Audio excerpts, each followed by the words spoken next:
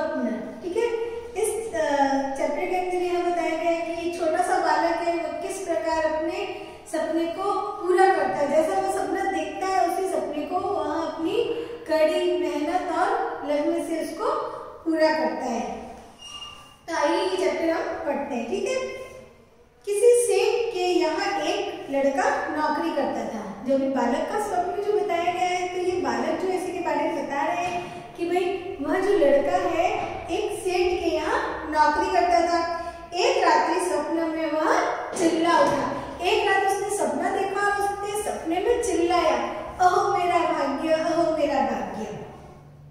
सेठ ने यह सुन लिया और बालक को जगाकर पूछा, अरे क्यों चिल्ला रहे हो, क्यों चिल्ला रहा था? वह लड़का कहने लगा, यो ही कोई खास बात नहीं है। जब सेठ ने उसको पूछा था कि तुम चिल्ला क्यों रहे थे, तो उसने बोला कि यो ही कोई खास बात नहीं है। उसने अपने सपने की बात सेठ को नहीं बताई। अगले दिन सेठ ने उसे लड़के से स्वप्न की बात पुनः पूछी, यानी कि वही बात उस सेठ ने अगले दिन लड़के से वापस पूछी। वह टाल गया, वह बात जो थी लड़का टाल गया, उसने मतलब बताई नहीं उस बात को। उस दिन से बालक छिपकर पढ़ने लगा। क्या करने लगा? पढ़ने लगा। यानी कि जिस दिन उसने सपना देखा था तो उसी दिन से वह दूसरे दिन से लड़का छिप कर क्या करने लगा? पढ़ाई करने लगा। एक दिन सेठ ने कहा, सुनने लड़के, आज या तो तू स्वप्न की बात बता दे या मेरे यहाँ काम करना बंद कर दे। क्या कहा कि या तो सपना बता दे कि तुमने सपने में क्या देखा, या फिर मेरे यहाँ पे काम करना बंद कर दे। लड़का चतुर था, होनहार था, यानी कि लड़का चालाक था और काबिल था। उसने नौकरी छोड़ दी, उसने पढ़ाई चालू रखी। उसने नौकरी छोड़ दी लेकिन उसने अपनी पढ़ाई जो है चालू रखी, वहां पढ़ाई करते रहा। इसी बीच उसे गांव के जमींदार के यहाँ नौकरी मिल गई। कहाँ? गांव के एक जमींदार के यहाँ उसको नौकरी मिल गई। जमींदार क्या? जिसके पास जो जमीन का जो मालिक होता है उसे क्या बोलते हैं? जमींदार। एक दिन सेठ जमींदार के यहाँ कपड़े लेकर आया। वह जो पहले जिसका जो सेठ था वह सेठ जमींदार के यहाँ आया। क्या लेकर आया? कपड़े लेकर आया। उसने लड़के को वहां काम करते देखा। जो लड़का था पहले सेठ के यहाँ नौकरी करता था, उस लड़के को उसने जमींदार के यहाँ देखा। सेठ ने जमींदार को लड़के की सपने वाली बात और जो सारी बात पहले थी वह बताई। इस पर जमींदार ने उसे बुलाकर कहा, लड़के, या तो तू मुझे अपने सपने की बात बता दे, अन्यथा आज मैं तुझे यहाँ से हटा दूंगा। वही बात जो पहले सेठ ने पूछी थी, मुझे सपने वाली बात बता दे, नहीं तो यहाँ पे काम करना बंद कर दे। और यही बात जमींदार ने भी कही कि या तो मुझे सपने वाली बात बता दे और या फिर मैं तुझे यहाँ से हटा दूंगा। परंतु वह लड़का अपनी धुन का पक्का था, यानी कि अपनी लगन का पक्का था, जो इसको करना था इसलिए वह और दृढ़ निश्चय था। लड़के ने कुछ नहीं बताया और जमींदार के यहाँ नौकरी से अलग हो गई, यानी कि जमींदार के यहाँ जो नौकरी करता था उसने नौकरी छोड़ दी। लेकिन उसने सपने की बात जमींदार को भी नहीं बताई। पहले सेठ को भी नहीं बताई थी और अब जमींदार को भी नहीं बताई। लड़के ने कुछ नहीं बताया और वहां से नौकरी से हट गया। लड़के ने अपना अध्ययन चालू रखा, लेकिन उस लड़के ने अपनी पढ़ाई को है चालू रखा। वह किसी प्रकार अपनी सूझबूझ से राजा के यहाँ साधारण नौकर हो गया, यानी कि वह लड़का जो था किसी प्रकार अपनी सूझबूझ से राजा के यहाँ नौकर हो गया। एक राजा था, वह राजा के यहाँ साधारण सी नौकरी करने लगा। फिर धीरे धीरे उन्नति करते करते एक दिन राजा का मंत्री बन गया। क्या बन गया? राजा का मंत्री बन गया। धीरे धीरे मेहनत करते गया। मेहनत पहले तो साधारण नौकर था, अब बाद में वह मेहनत करते करते वहां का क्या बन गया? मंत्री बन गया। कहाँ? राजा के यहाँ। अचानक एक दिन वही जमींदार राजा के यहाँ आया। कहाँ आया? राजा के यहाँ आया। पहले जमींदार के यहाँ सेठ आया था, सेठ ने सारी बात बताई। अब राजा के यहाँ कौन आया? जमींदार आया। जमींदार ने उस लड़के को पहचान लिया और राजा से सारी बात कह सुनाई और राजा को सारी बात बताई कि पहले जो भी वो पहले बात हुई थी, सेठ के यहाँ नौकरी करता था, उसने जो सपना देखा, सपने की बात सेठ को नहीं बताई, फिर उसने जमींदार के यहाँ नौकरी की, उसको भी उसने ये बात नहीं बताई। लेकिन अब राजा के यहाँ मंत्री है, तो ये सारी बात उसने बताई। राजा ने मंत्री को बुलाया और पूछा, मंत्री जी, आपने बहुत दिन पहले सेठ के यहाँ क्या स्वप्न देखा? यानी वही बात राजा ने भी पूछी कि आपने सेठ के यहाँ क्या सपना देखा? आप यहाँ तो या तो वो स्वप्न हमें बतलाइए या फिर दंड के लिए तैयार हो जाइए। या तो मुझे वो सपना बता दीजिए कि आपने क्या देखा, या फिर आप सजा के लिए तैयार हो जाइए। मंत्री ने स्वप्न बताने से इनकार कर दिया। मंत्री ने अपना सपना बताने के लिए मना कर दिया। राजा ने नाराज होकर मंत्री को कैद खाने में डाल दिया और वो राजा जो है नाराज हो गया और उस मंत्री को है जेल में डाल दिया। कुछ दिन बाद पड़ोसी राजा ने इस राजा पर चढ़ाई करने की सोची, यानी कि उस राजा के पड़ोस में जो राजा था तो वह उस राजा पर हमला करने की सोची। पड़ोसी जो राजा था उसने राजा पर हमला करने की बात सोची। उसने सीमा पर अपनी सेना भी जमा कर ली।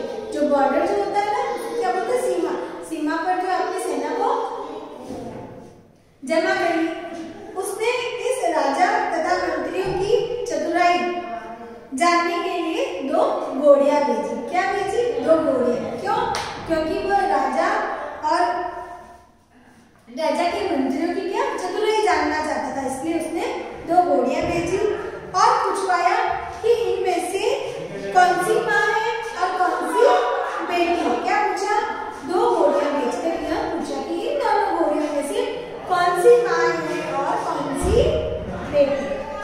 सभी ने अपनी अपनी बुद्धि लगाई, न समस्या का कोई हल न हो सका और समस्या का कोई भी हल नहीं हो सका। सबने अपनी अपनी बुद्धि लगाई।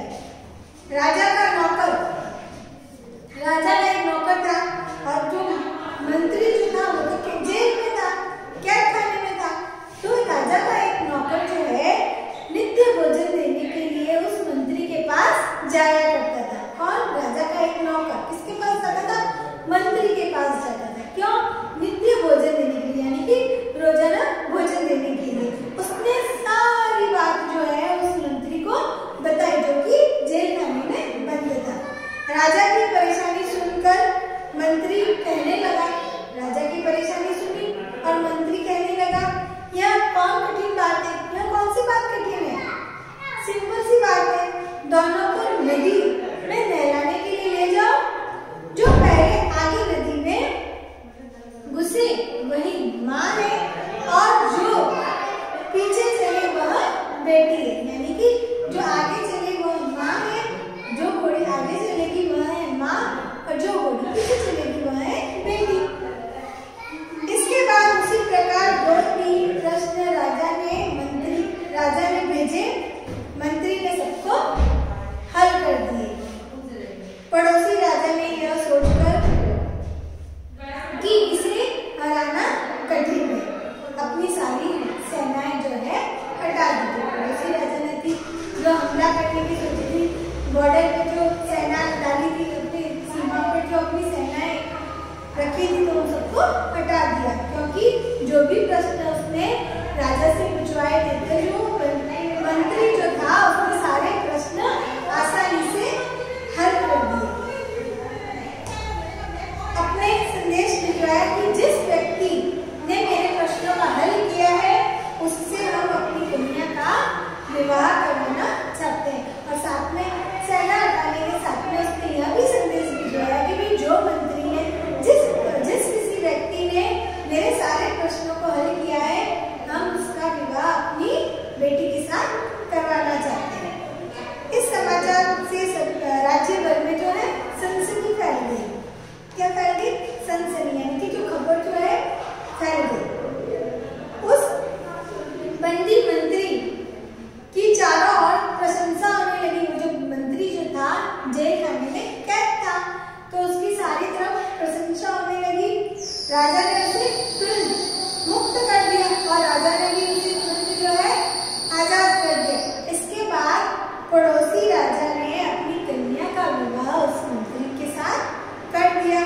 राजा ने मंत्री को अपना आधा राज्य भी दे दिया। वह जो राजा था उसने अपनी बेटी का विवाह भी किया उस मंत्री के साथ और अपनी आधा राज्य जो है उसको दे दिया। इसके बाद इस राजा ने भी और इसके बाद यह जो राजा था जो उसने बंदी उसको कैद खाने में बंद करके रखा था उसने उस राजा ने भी उसे बहुत सी चल और अचल संपत्ति भी दी। यहाँ पर चल और अचल संपत्ति के बारे में आया है। चल संपत्ति वह होती है जिसमें आभूषण है, धन है, बर्तन है, कीमती जेवर वगैरह सब है जो चल संपत्ति में आते हैं, जिसको कहीं पे भी आसानी से ले जाया जा सकता है। और अचल संपत्ति वह होती है जैसे कि भूखंड है, जमीन यानी कि जमीन है, खेत है, ये सब अचल संपत्ति में आते हैं। यानी कि जो राजा ने उसको कैद करके रखा था उस राजा ने उस मंत्री को चल और अचल संपत्ति दी, बहुत सारी। कुछ दिन बाद एक दिन प्रातःकाल इस मंत्री राजा ने यानी कि थोड़ा समय बीत गया, तब एक दिन सुबह का समय था और ये जो मंत्री राजा जो था, मंत्री जो राजा बन के आए, तो यह मंत्री राजा ने दोनों राजाओं को बुलाया, जमींदार को और साथ में सेठ को। ठीक है, दोनों राजाओं को, जमींदार को और सेठ को, सभी को अपने यहाँ आमंत्रित किया। जब वे सब यहाँ पर उपस्थित हुए तो उस समय यह मंत्री राजा पलंग पर महल के विशाल एवं सुसज्जित कक्ष में लेटे थे। इन सबको आमंत्रित किया और जब ये सब आए महल में तब यह मंत्री राजा जो है एक विशाल यानी कि बहुत बड़े सुसज्जित कक्ष में यानी कि एक बहुत ही सजा धजा कक्ष था, उसमें उसकी पत्नी उसके पास बैठी थी। उसके अतिरिक्त अन्य कई नौकर भी उसकी सेवा में जुटे हुए थे। चारों व्यक्ति भी उसके आसपास बैठे थे। तब उस मंत्री राजा ने कहा, यही दृश्य जो आप लोग इस समय देख रहे हैं, मैंने स्वप्न में यही दृश्य यानी कि यही सीन जो आप देख रहे हैं कि मैं आराम से लेटा हुआ हूँ, राजा बना हुआ हूँ और आप सब आसपास मेरे आसपास बैठे हैं, तो यही स्वप्न जो है मैंने सपने में देखा था। और तभी मैं स्वप्न में चिल्लाया, अहो मेरा भाग्य, अहो मेरा भाग्य। मैंने तब यह बात आप लोगों को बता दी होती तो आप में से कोई भी इसे पूरा नहीं होने देते। राजा मंत्री ने साथ में यह भी बताया कि अगर मैंने ये बात आपको पहले ही बता दी होती तो आप में से शायद कोई भी मेरे सपने को पूरा नहीं होने देते। हो सकता है कि ईर्ष्या, लोभ और अपमान के वशीभूत यानी कि ईर्ष्या, लोभ और अपमान के वश में होकर आप मुझे मौत के घाट भी उतरा देते, यानी कि आप मुझे मरवा भी देते। सच है, अपने मस्तिष्क में जो विचार आए उसकी व्यर्थ चर्चा न करते हुए उन्हें योजनाबद्ध तरीके से पूर्ण करने में जुट जाना चाहिए। यानी कि यह बात सच है कि आपके दिमाग में जो भी विचार आए आप उसकी फालतू में चर्चा न करें और आप उसको पूरा योजनाबद्ध तरीके से उसको पूरा करने में जुट जाना चाहिए। कर्म, कठोरता, लगन और निष्ठा से कोई भी आज व्यक्ति महान बन सकता है। यह आपका चैप्टर जो है पूरा हुआ, यानी कि एक छोटा सा बालक था, उसने किस प्रकार अपने सपने को अपनी मेहनत और लगन से उसको पूरा किया।